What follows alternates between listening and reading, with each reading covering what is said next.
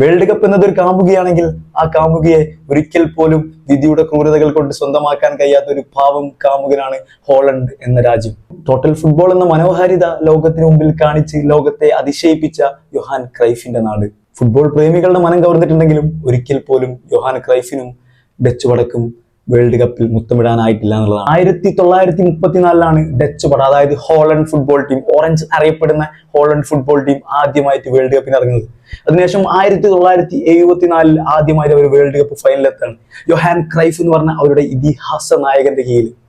ആ ഒരു വേൾഡ് കപ്പിൽ യോഹാൻ ക്രൈഫ് എന്ന് പറഞ്ഞ ഒരു ഇതിഹാസ നായകൻ ടോട്ടൽ ഫുട്ബോളിന്റെ ആ ഒരു വശ്യമായ സൗന്ദര്യം ലോക ഫുട്ബോൾ പ്രേമികൾക്ക് കാണിച്ചു കൊടുക്കുന്നുണ്ട്.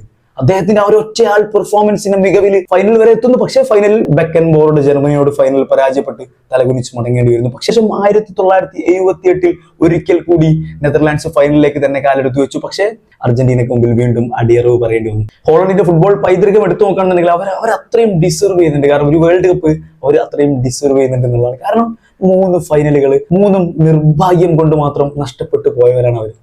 ഏറ്റവും ഒടുവിൽ 2010 ആഫ്രിക്കൻ വേൾഡ് കപ്പ് അരിൻ റോബിനും വാൻ പേസിയും സ്നൈഡറും അടങ്ങുന്ന ആ ഒരു സംഘം വീണ്ടും ഹോളണ്ടിന്റെ പ്രതീക്ഷകളെ ഫൈനലിൽ എത്തിച്ചെന്നുള്ളതാണ്. പക്ഷേ ഫൈനലിൽ ശക്തരായ സ്പെയിനിന് മുമ്പിൽ, അവരുടെ ടിക്കി ടാക്കയ്ക്ക് മുമ്പിൽ, ആൻഡ്രേ ഇനിയസ്റ്റയ്ക്ക് മുമ്പിൽ പരാജിതരായി ഒരിക്കൽ കൂടി അവർ അവിടെ കളം വിടേണ്ടി വന്നു എന്നുള്ളതാണ്. അധിക സമയത്തേക്ക് നീണ്ട മത്സരത്തിൽ ആൻഡ്രേ ഇനിയസ്റ്റയുടെ ഒറ്റ ഗോൾ ബലത്തിൽ സ്പെയിൻ വിജയിച്ചു കയറുമ്പോൾ ഒരിക്കൽ കൂടി ആ ഗ്രൗണ്ടിൽ പരാജിതരായിട്ട് തലതായിട്ട് മടങ്ങുന്ന നെതർലാൻഡിന്റെ താരങ്ങളെ എന്നും ഫുട്ബോൾ ആരാധകരുടെ ഇടയിൽ ഒരു വേദനിപ്പിക്കുന്ന ഓർമ്മ തന്നെയാണ്. ഡച്ച് പടയുടെ ഫുട്ബോൾ പാരമ്പര്യം വെറും യോഹാൻ ക്രൈഫിൽ മാത്രം അടങ്ങുന്നതല്ല.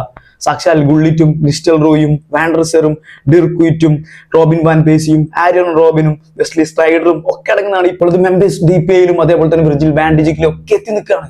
അതേപോലെ തന്നെ സാബി സൈമൺസ്, അതുപോലെ എല്ലാ കാലത്തും ടാലന്റഡ് ആയിട്ടുള്ള പ്ലേയേഴ്സിനെ നമുക്ക് ഹോളണ്ട് ടീമിൽ കാണാമെന്നുള്ളതാണ്. നമുക്ക് 2026 വേൾഡ് കപ്പിന് വേണ്ടി കാത്തിരിക്കാം. ഡച്ച് പടയുടെ പ്രകടനങ്ങൾ കാണാൻ വേണ്ടി കാത്തിരിക്കാം. അവരുടെ നിർഭാഗ്യതയ്ക്ക് ഒരു മാറ്റം ഉണ്ടാകുന്നത് കാണാൻ വേണ്ടി കാത്തിരിക്കാം.